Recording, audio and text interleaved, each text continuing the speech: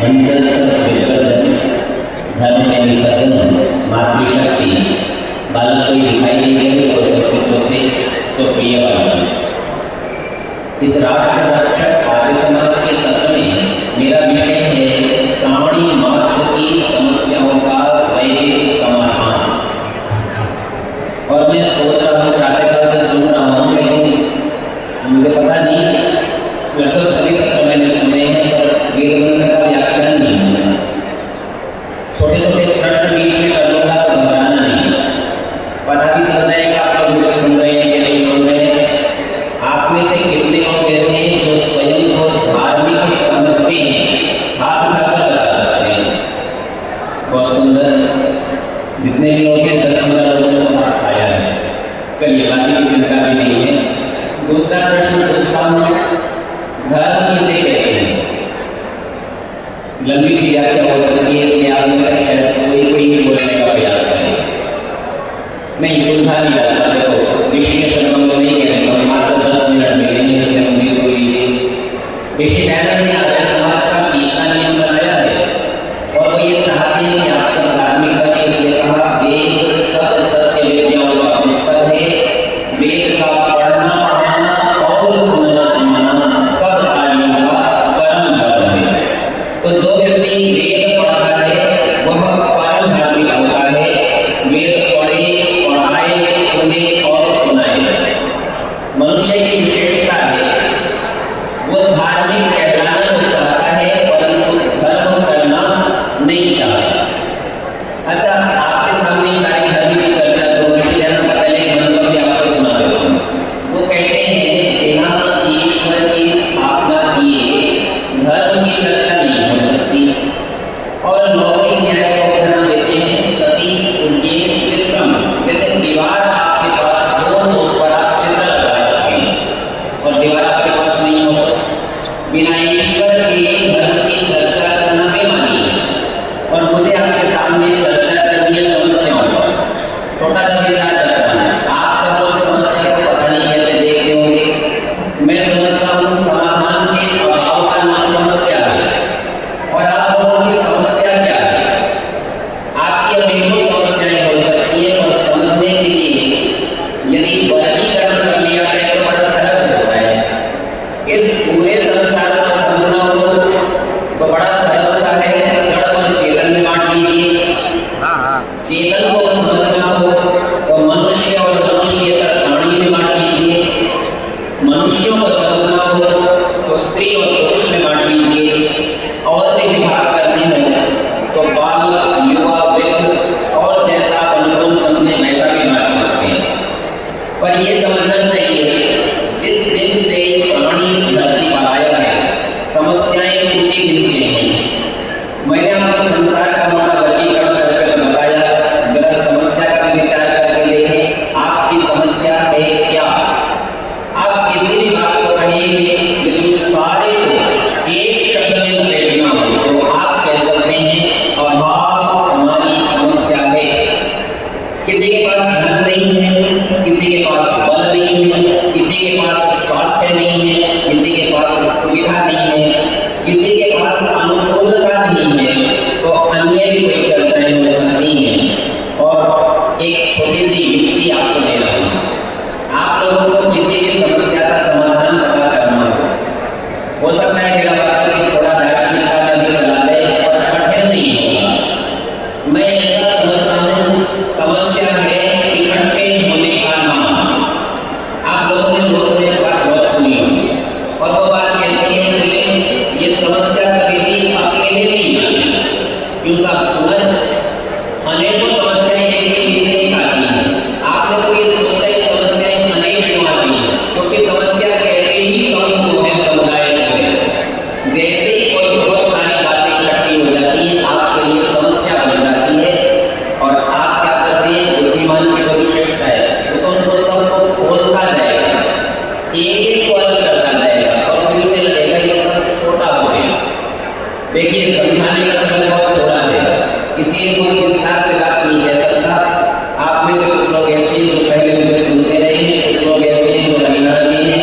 हरियाणा की कथा प्रसिद्ध है, विवाह में वधु पक्ष की ओर से यह शर्त रखी गई कि बारात के लोग जब तक 5-5 किलो गुड़ डेली बोलते हैं उसको रखना, वो नहीं खा लेंगे तब तक प्रवेश नहीं करेंगे। और 5 किलो गुड़ खाना कोई सहज नहीं था, तो लोगों ने युक्ति निकाली, बोले सबकी थैली इकट्ठी कर लो, छोटे छोटे टुकड़े खिलाते जाओ, छोटे टुकड़े का पानी चलता था, नाश्ते कूदते खाते खाते सारा दिन खाते।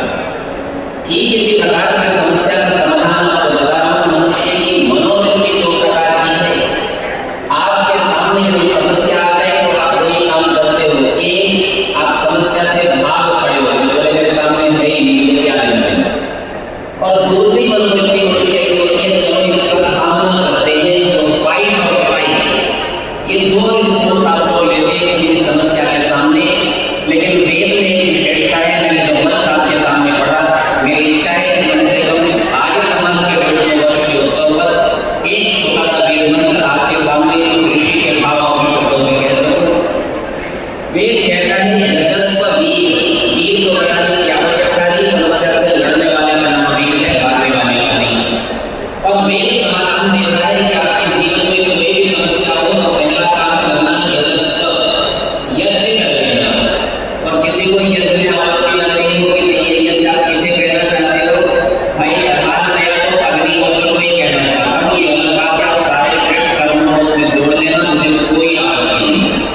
वेद सावधान करता है रजस्व वीर। और दूसरा काम बलिदानी, अर्थात अच्छी प्रकार जान ले समस्या के समाधान के लिए व्यक्ति स्वयं प्रयत्न करता है या ऋषि को उपदेश करते हैं, भाई जिस दिन से पैदा हुए समस्या चल रही है, तुझे नहीं पता, पहले वालों से पूछे, उन्होंने भी देखिए सृष्टि में आज नई समस्याएं पैदा नहीं हुई।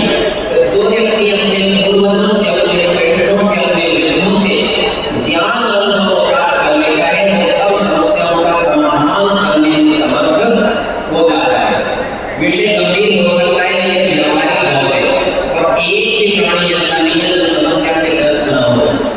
कल रात में भाई समिति में चर्चा कर रहे थे, बोले प्राणी मात्र की समस्याओं की पशु पक्षियों की चर्चा करोगे क्या? एक घंटा भी समय लग रही है, जो वेद का उपदेश यजस्व वीर कहा है, जो वीर होता है केवल वही यज्ञ करता है।